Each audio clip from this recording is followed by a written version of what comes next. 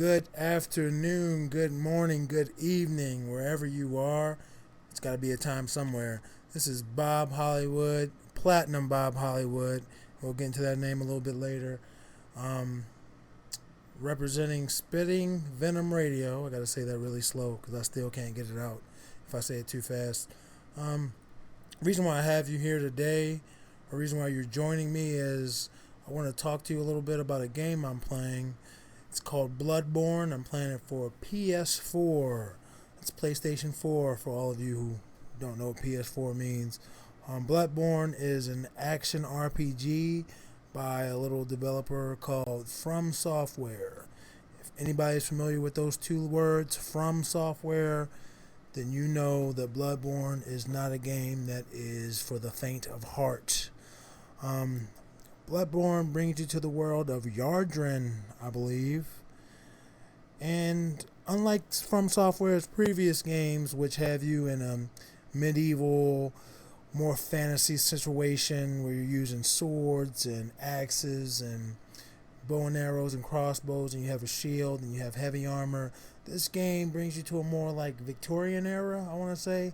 I'm not a historian, so I could be wrong about that, but it takes place in castles, just like Demon's Souls, Dark Souls 2.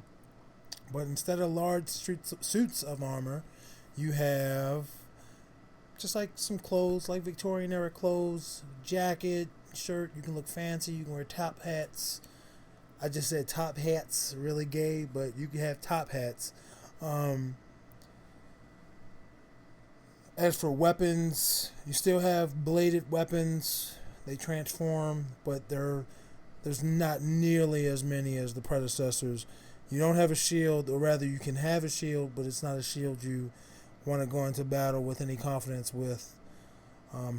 That being said, I haven't tried it against larger enemies, but just reading the descriptions, it tells you that the shield's not really going to be effective against the stronger monsters. But instead of a shield, you get a firearm. For all of you guys who played games before, a firearm is a gun. It can be a pistol, it can be a shotgun, or a blunderbuss, as it's called in the game. I'm pretty sure if a blunderbuss isn't a shotgun, someone's going to call me out on it. Those are the only two I've seen so far. I've unlocked the other ones that I can purchase within the game, but I haven't done that, so I'm still using the blunderbuss. As for my starting primary weapon, I use the cane, what is it called, a saw cane or something like that. It's a weapon. It's like a walking stick, but you can use it as a sword, or if you hit L1, it turns into a whip. It's very good against foes that you don't want to get too close to you. It doesn't do as much damage as when you're using the regular bladed part, but other than that, it's still an effective weapon, especially in groups. In groups of 2 or 3, you can use it, damage everybody at the same time. Early in the game, it's a lifesaver, especially if you're just trying to farm early on. What's farming? I don't know if you guys could hear Rick. He's sitting to my left. He wants to know what farming is. Basically, farming, I didn't know I was giving a video game tutorial. I don't think I'm the person for that. But basically, farming is where you have something you need, a resource within the game, whether it's experience, whether it's money in a different type of game. In this setting, money and experience are the same. Or if you just need equipment. In this game, you get something called blood vials. It helps you replenish your health. You got to get bullets. All those things run out. Other things as well run out. Grenades, antidotes, stuff you might not need in such a large portion, but if you do, you can get it. But what farming is where you find an area where you know you can get one of those resources or that experience, and you just keep going through it over and over. It's grinding in a way. So I found a sweet little farming spot for blood vials, again, which are ways to replenish your hit points, right before Father Gaston, however you pronounce his name. You can't take advantage of the farming spot easily until after you defeat him. But after you defeat him, you can go back. There's 2 enemies. These big, I don't want to say big because there are some enemies in this game that are huge. Larger than you enemies. There's 2 of them. You can take them out one at a time. You can take them out together. And they both drop typically 2 blood vials. I have seen it where they've only dropped me 1 blood vial. instead of 2, but they always drop them. I've never not fought them and not got that drop. So if you need blood vials early-ish in the game, I think Father Gascon can be the first or the second boss. I could be wrong. I know I encountered him second, but he was the first boss that I beat. Those blood vials are there. You can only carry a maximum of 20 until you upgrade that, which I haven't gotten that far. I just know it's something you can do. And then the rest will just get stored in your inventory. So unlike the 3 previous games where if you have too many of an item on your person, you can't pick up any more, they automatically go to your inventory. So that's pretty good. And that's what all of the consumables, they go straight to your inventory that's not on your body if you can't carry any more on your person. So again, as I've mentioned before, this game is a lot like Demon Souls, Blood Souls, Dark Souls, and Dark Souls 2, and just like the overall atmosphere and tone and difficulty. I talked with my buddy Rick briefly about which is more difficult out of the 4 games. I still want to say, at least from getting all the trophies aspects, Demon Souls takes the cake. That game took me at least 2 playthroughs, and I still had a lot of help from phantoms. And you can get help in this game, it's just not as easily exploitable. That being said, I want to try to focus on Bloodborne. This is what this is about. So Bloodborne, it's very atmospheric. Again, it's more recent, it's more modern than the previous games.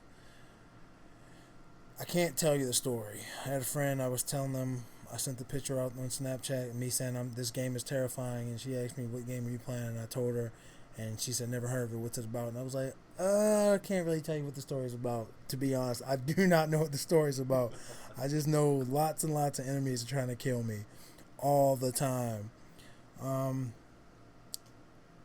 I play video games mainly for the trophies, so it's not a problem for me if I have a guide, whether it's just a trophy guide or if I need a strategy to beat a certain boss or just get through an area. If I just feel like it's overwhelming, it's not a problem for me to do that.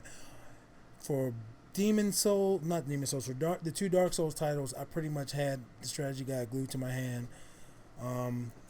Bought both of those when I bought the games. Not ashamed to admit that. For Bloodborne, I would have done the same thing, but there is no strategy guide, at least not in book form. Of course, you can find anything that you want on the internet. But it's kind of relieving not having that strategy guide. I go into situations playing Bloodborne not knowing what to expect. That combination of not knowing what to expect and not having a shield to have up at all times definitely ups the fear factor. There are times when I'm fighting an enemy and I can handle the enemy no problem. I kill it, something later on kills me after that. I've only had 1 pitfall so far, so all my deaths have been at the hands of enemies. But I have to fight that initial enemy again, and he will kick my ass. That happens in all 4 games. I'm going to call this a Souls game. It doesn't have a Souls title, but I'm going to call this a Souls game. That happens in all 4 Souls titles. You have to be careful. You have to always be thinking. You got to stay on your toes. You can't get cocky. Of course, you can be fighting an enemy that stands there and just takes the damage, and something can just happen where you get blindsided by another enemy you might not have known it was there, or you forgot about, or you just you just caught slipping. Anything can happen. Any enemy can kill you. It's relentless. It's heartbreaking at times. I've lost as many as close to 20,000 souls, which isn't a lot in the realm of things, of the realm of these games. But early on, which I'm still in, I'm only 4 bosses in. That can be detrimental to upgrading your life, training your weapons, buying more stuff. I typically don't buy stuff from the market on the game just because I'm so used to being able to find what you need throughout the game. That's something that happens in the game. You usually find a lot of stuff you need. You find weapons, armor. Not as many weapons or armor sets in the previous installments, but stuff's definitely out there. I did buy some pebbles. Pebbles are exactly what they say. They're an item. It's a rock. You can throw it at an enemy, single it out. That enemy will come at you. That way you don't have to fight a whole horde if you're not ready. It works on weak enemies. It works on strong enemies. If you want to single something out and you got the area to fight it without other people ganging up on you, you want to get pebbles. You can get them naturally. I know crows can drop them, though it's not always a guaranteed drop. But you can buy them right in the dream world, which is like your hub, your central hub. This game. What you mean? What was that? I was getting my Paul Bearer on. This game, the bosses. I want to talk about the bosses briefly. In my opinion, the bosses are no joke. The bosses will kick your ass. They're all huge compared to the player, except for one who gets bigger, but he starts off the same size as you. And these mofos aren't playing games. Like, they are brutal.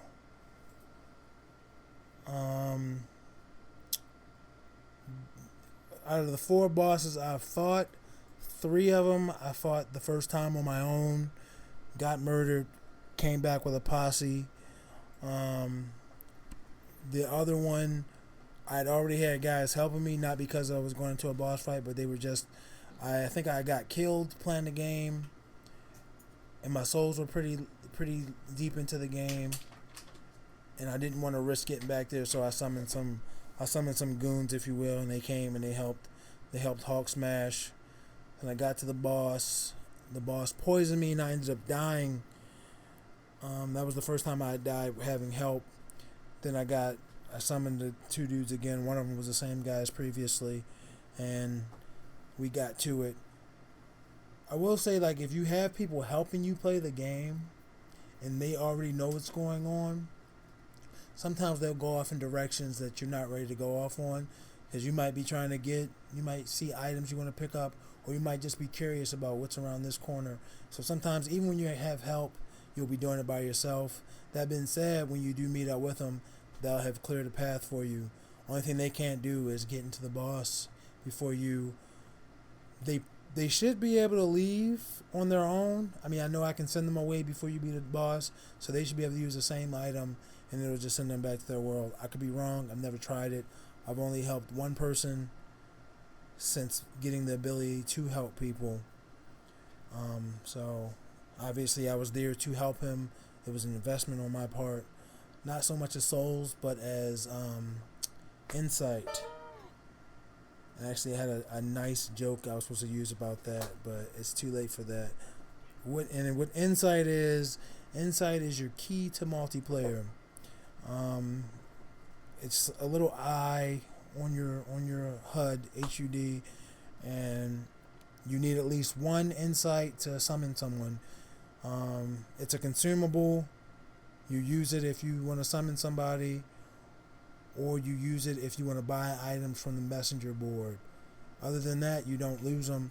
You get insight by encountering bosses. You get 1 for initially meeting the boss, and then you'll get 3 more, I believe, if you beat the boss.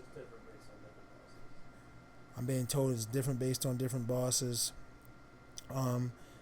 Currently, I have 11 insight. I've used a few to summon people, at least 5 to summon people, and I used 1 to summon someone else, but the game kicked me out. I still lost that one, and I've used. Well, nigga, you need to shut up. Go ahead, Bob. Is that? Go ahead, Bob. Y'all niggas ignorant, yo. Bob, go ahead.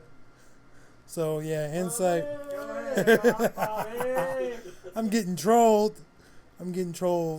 See, that's how professional we are at SVR, which is to say we're not. Bob. Go ahead.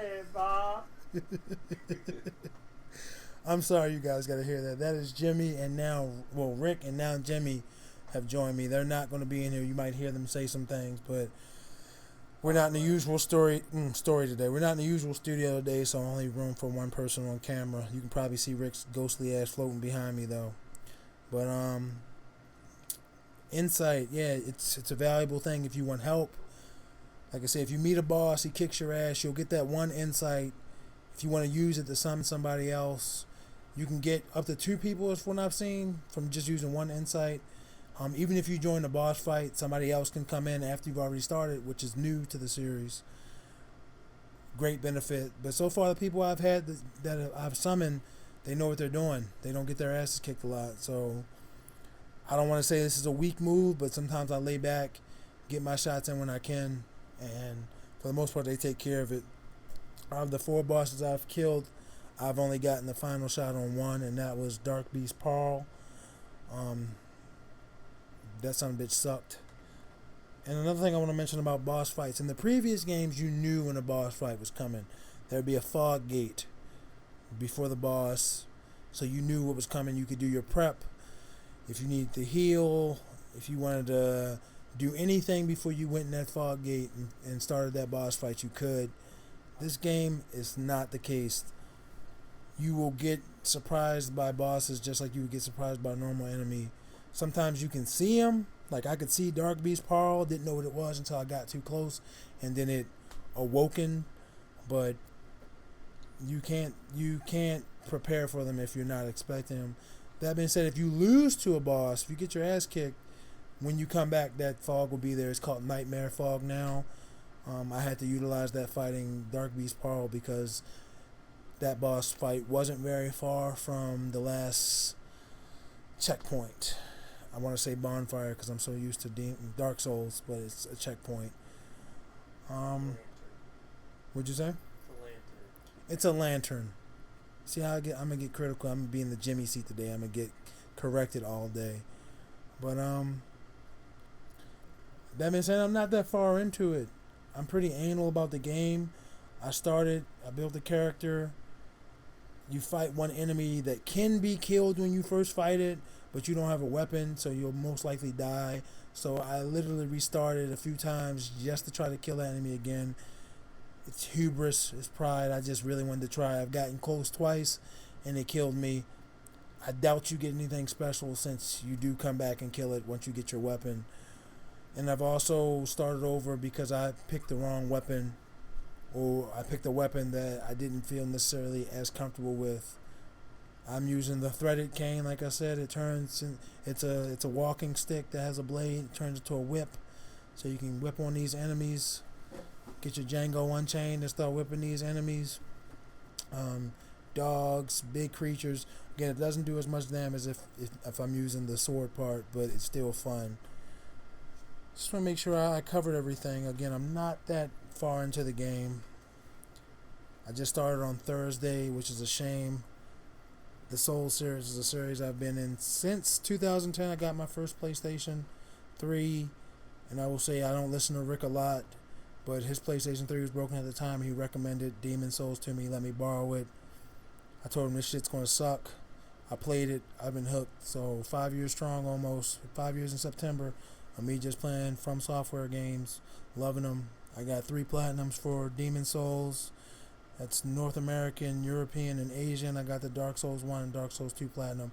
I hope to get the Bloodborne platinum. I was comparing trophies with Rick. He's like 85% of the way there, so it might be one of the easier ones to get. The trophies are actually hidden for the most part, so you don't know what they are until you look it up. But I'm not stressing, honestly. If I get the platinum, I get it. I don't want to look into it, at least until after my first playthrough. So if I beat the game and I haven't gotten all the trophies, then I'll look at the trophies that are hidden and see what I can do to get them. But I am enjoying just playing the game. No strategy guide, no trophy guide. Taking life 2 steps at a time. No shield to raise, just a shotgun to shoot bigger enemies in the face if they sneak up on me. Shotgun is really a defensive weapon. It's not going to help you. You're not going to mow down foes. It's not Resident Evil. It's not Call of Duty. I guess there's a shotgun in Call of Duty. I never really played Call of Duty. but it's just there for defensive purposes. I don't really have much else to say. You said plenty. Huh? You said plenty. Well, excuse me. I don't have very much left to say. Again, if you play Demon Souls, Dark Souls 2, a lot of things are similar. You'll get your Maiden in Black. Let me blaze my hand. Maiden in Black. This time it's a doll. She's in every game except for Dark Souls. There's not a character like that. But in Dark Souls 2, you get your Emerald Herald. And that's a character that lets you level up. You can talk to her sometimes and she'll say stuff. It's not really useful. But if you just feel like talking to people. Haven't tried attacking the doll. Haven't tried attacking any NPC. I know in the past you can attack any NPC. And if you do too much damage to them, they'll become aggro and they'll come after you. Some games you can do nothing about that but kill them or avoid them. But if you come back to their area, they'll be ready to fight. But I think starting in Dark Souls, you could de-aggro them for a price. Never took advantage of it because I try not to fight NPCs.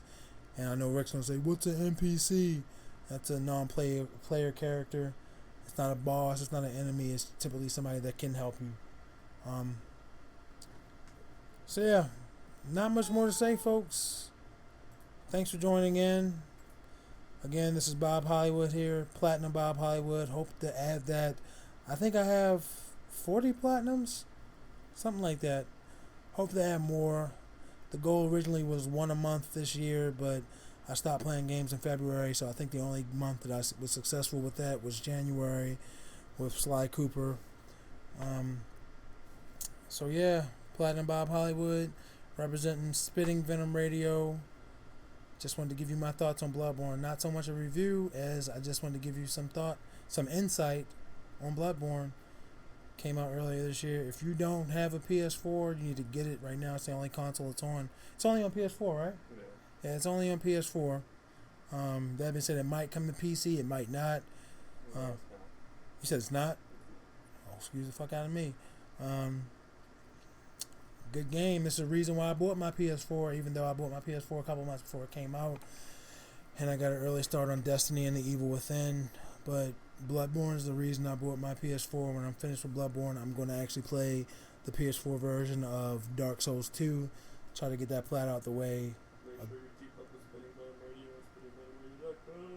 SpinningVenomRadio.com. Again, I'm a sadist. I love these games. But SpittingVenomRadio.com is where you can catch our podcast. We usually hit you with one a week. Sometimes, if you're lucky, two.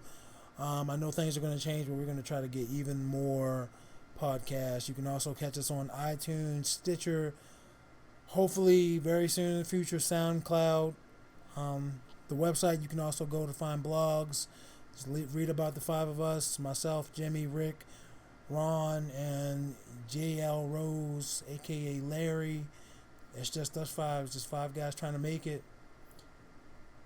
We're going to do it. We're going to be big. You guys are going to hear about us in the future. And not just because, something bad. I mean, we say some bad stuff, but we're good guys and we're trying to keep it entertaining. So stay tuned. Spitting Venom, spit Venom Radio. SpittingVenomRadio.com.